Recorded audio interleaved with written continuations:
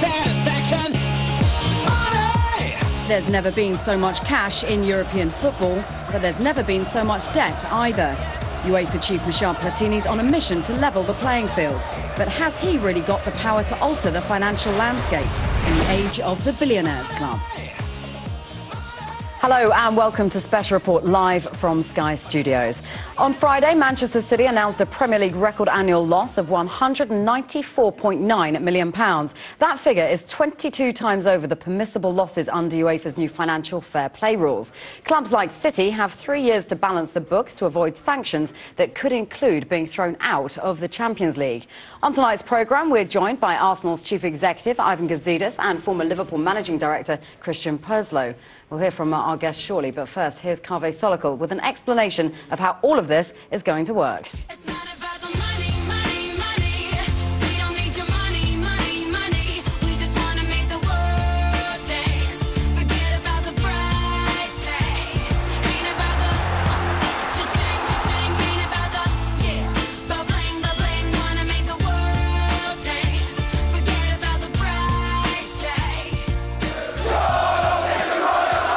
Football fans turning against the men running their club.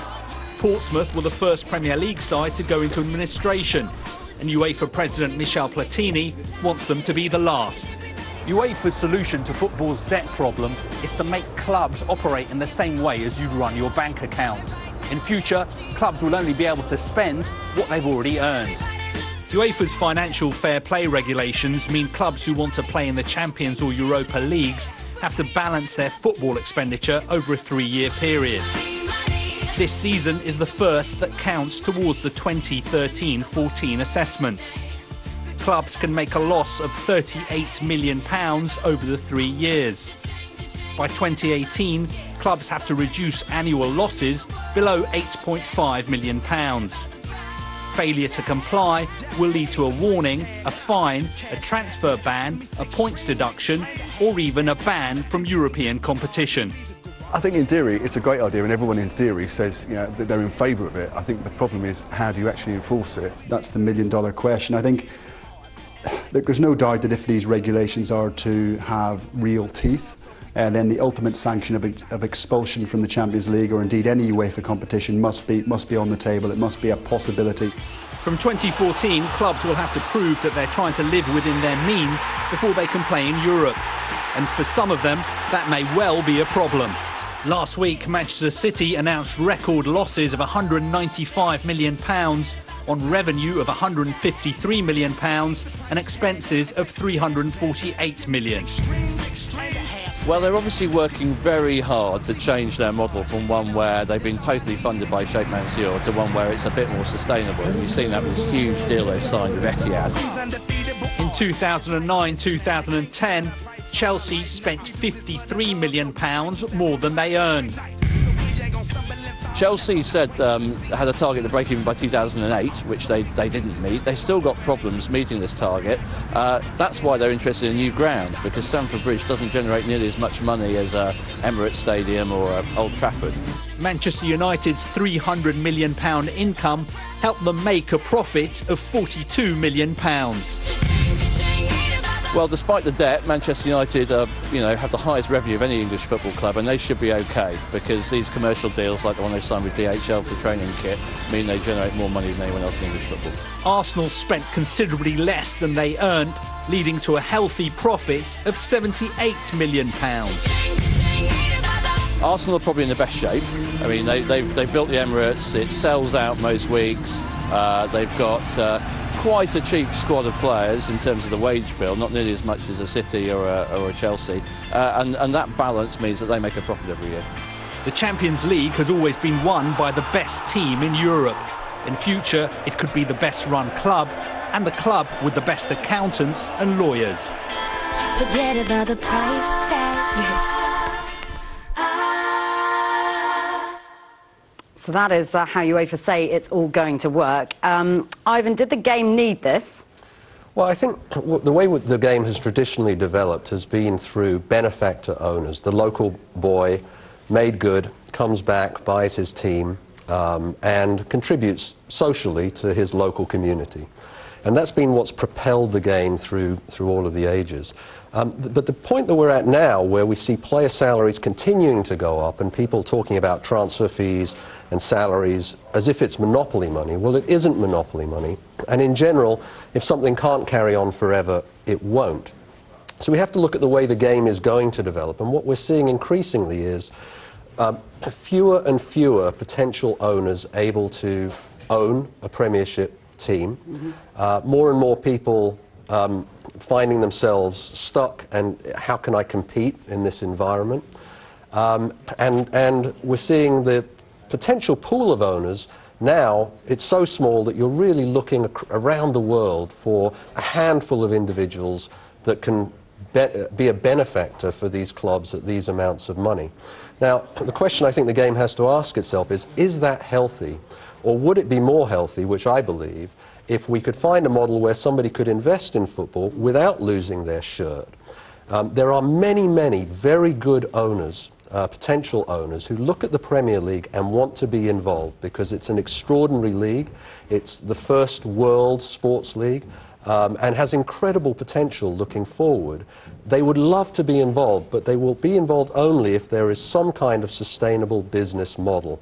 And so that's what the game is trying to produce, more stability from a financial standpoint, from a business standpoint, which allows more potential owners, ultimately leads to better ownership, more investment in the fundamentals of the game, which can push the game forward so that it can take advantage of the opportunities that it has. Does this, though, Christian, quash the ambitious owner out there? Well, that's the other side of the coin on benefactor funding. These rules are very simple. It's no longer going to be acceptable to lose money. And I think it's probably a case that where these rules started is not where they ended up, and there may be some unintended consequences, because in the first instance this was about large clubs getting overextended, overborrowed, and losing money to finance their success in European competition. But one of the unintended consequences, as Ivan's alluded to, is the traditional model that's dominated in Britain, where local businessmen who've made plenty of money in some other economic activity want to buy their local team, want to invest in that team, and very few of those types of people want to be leaving a club at the status quo. They want to improve and invest for that improvement, or, to coin a phrase, to speculate, to accumulate. And often that involves losing money, and it may involve losing money over the long run. That will not be permitted under these rules. And whilst I agree with Ivan, very few of those very same owners would disagree with the statement that I'd like to make a profit. But actually, in the short run, it's those very owners losing money that have funded journeys like Stoke or Fulham or Sunderland, where people have pushed those clubs forward, funding those losses, and we're going to lose that under these rules. Ivan, do you think that all clubs can get their houses in order in time?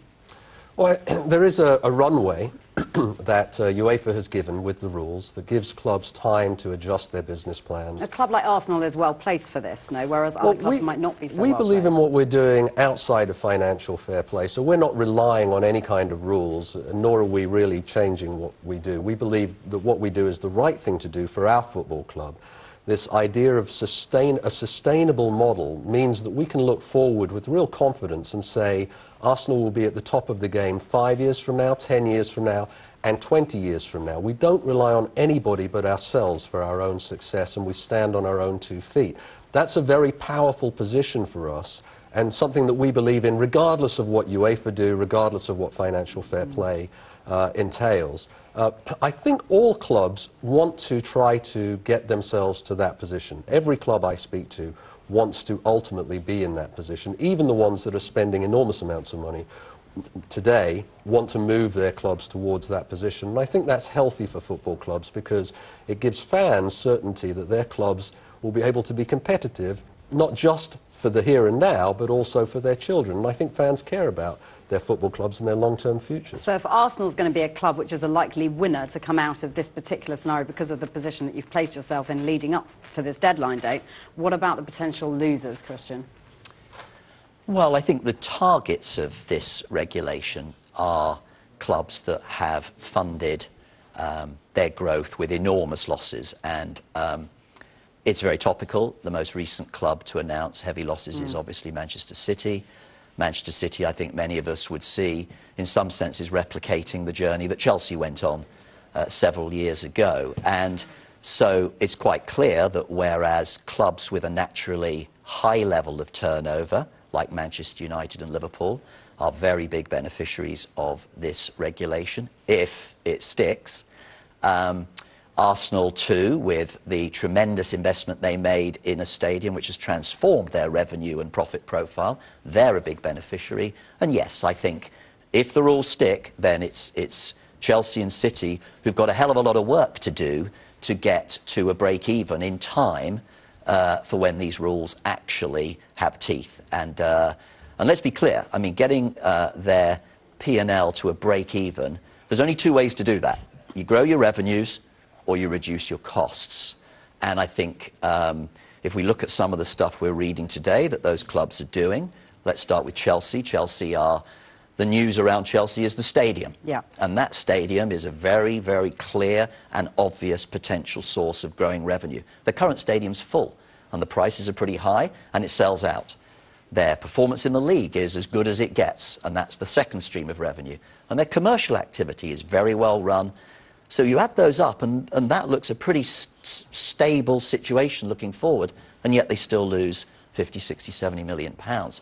So unless they can build a stadium, get an extra 50 million of turnover from that, then the only way they comply is by cutting costs. Cutting costs means reducing your wage bill, which means reducing the quality of your playing staff, and no club wants to do that. As I say, though, they're going to run out of time, aren't they?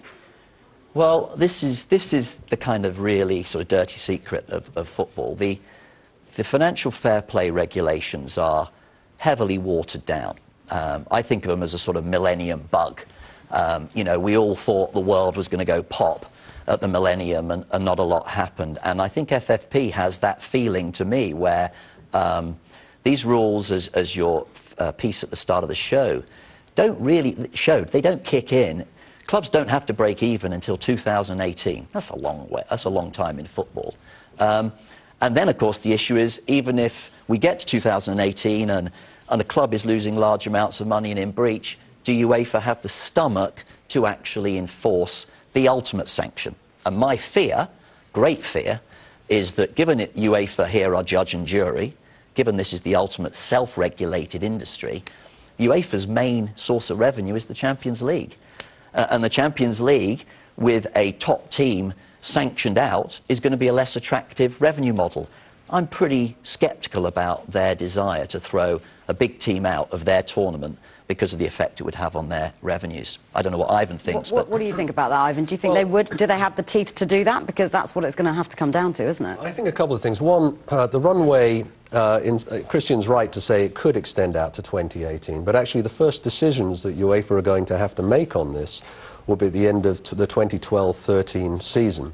And expenditures that clubs are making today will count towards those figures. So UEFA is going to be faced with some interesting decisions in the relatively near term. Do they have the will to do this? I believe they do. Certainly Michel Platini has made it a central pillar of what he believes in, and you know, and I think more importantly, actually, than UEFA's position on this is the fact that it has very broad support from clubs all across Europe, and the clubs themselves are driving this agenda because they want a more stable environment in which all clubs have the ability to thrive and develop and move forward, not just the one or two who have a very enormously wealthy benefactor. So I think all of those things give me some cause for optimism, but there is a long way between having rules on a piece of paper and having a really transparent and effective enforcement mechanism. I believe UEFA are serious about that, but we'll have to see in practice how that plays out. That we will. Thanks, guys, for the moment. So coming up after the break, just what will European football look like, we're asking. In 20 years' time, we've got the predictions of a financial expert with an eye on the long game. In 2016, football will have been to hell and back. I would be very hopeful by 2021 that football would have recovered its soul. 20 years' time, well, the mind boggles where football might be. We'll probably be able to get to Tokyo by jet in 2 hours.